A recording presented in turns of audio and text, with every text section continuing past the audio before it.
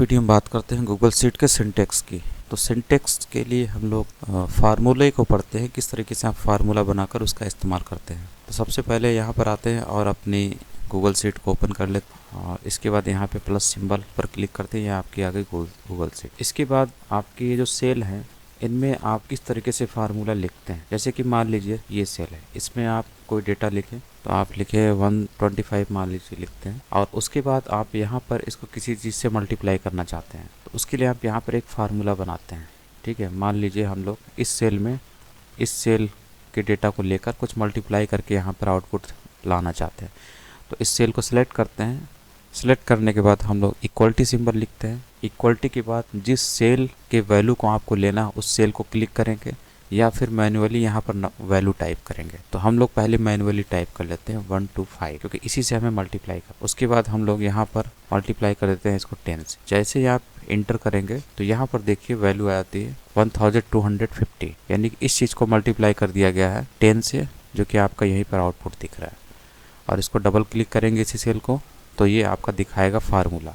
ठीक है, तो फार्मूला बनाने के लिए सबसे पहले तो सेल को सिलेक्ट करना होता है, उसके बाद इक्वलिटी सिंबल लिखना होता है, उसके बाद आप यहाँ पर वैल्यू देते हैं या फिर उस सेल को सिलेक्ट करते हैं जिसकी वैल्यू आपको यहाँ पर लानी है। जैसे कि फिर से इसको देखते हैं, हम लोग क्या काम करते हैं, इसको हटा देते हैं। ठीक है, यहाँ पे वैल्यू इसको मल्टीप्लाई 10 से मल्टीप्लाई करके यहाँ पर वैल्यू लाते हैं। सबसे पहले इस सेल को सिलेक्ट करते हैं, इक्वलिटी सिंबल लगाते हैं, उसके बाद इस सेल को सिलेक्ट करते हैं। इस सेल को सिलेक्ट करेंगे तो आपका यहाँ पर सेल नंबर आ जाता है। तो ये सेल क्या है, ये सेल आपका है B4। ठीक है, ये सेल है आपकी, ये वाली सेल का नाम क्या है, B4। फिर उसके बाद इसमें मल्टीप्लिकेशन कर देते हैं 10 से, इंटर करेंगे तो आपका ये आंसर आ गया। तो इस तरीके से आप फार्मूला इस्तेमाल करते हैं या फार्मूला बनाते हैं। अब सपोज आप इसको और इस नंबर को ऐड करना चाहते हैं। ठीक है, तो जिस जगह पे रखना चाहते हैं ऐड करके इन दोनों की वैल्यू, दोनों सेल की वैल्यू, उसको पहले सेलेक्ट करते हैं। मान लीजिए आप यहाँ पे दोनों के एडिशन की वैल्यू रखना चाहते हैं यहाँ पर, तो इस सेल को सिलेक्ट करते हैं इस जगह पर और इक्वलिटी सिंबल लगाते हैं।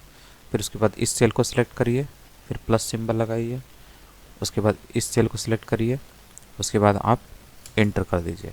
तो देखिए दोनों का एडिशन आ गया, इस सेल में जो वैल्यू है और इस सेल में जो वैल्यू है, दोनों का एडिशन यहाँ पे ला के इसने रख दिया। इस सेल को डबल क्लिक करेंगे तो आपका यहाँ पर ये फार्मूला दिखाएगा। तो फार्मूला बनाने के लिए, ऑपरेशन करने के लिए सबसे पहले आपको इक्वलिटी सिंबल, उसके बाद जिस सेल के वैल्यू का आप इस्तेमाल करना चाहते हैं उस सेल को क्लिक करते हैं। जैसे आपने यहाँ पे क्लिक किया तो ये B4 आ गया, क्योंकि इस सेल का नाम क्या है, B4 है। उसके बाद जो भी आपका ऑपरेशन करना है वो सिंबल, उसके बाद दूसरी सेल, जिस सेल की वैल्यू से इस सेल को ऐड करना है, तो ये वाला ये सेल। इस तरीके से आप फार्मूला बनाते हैं।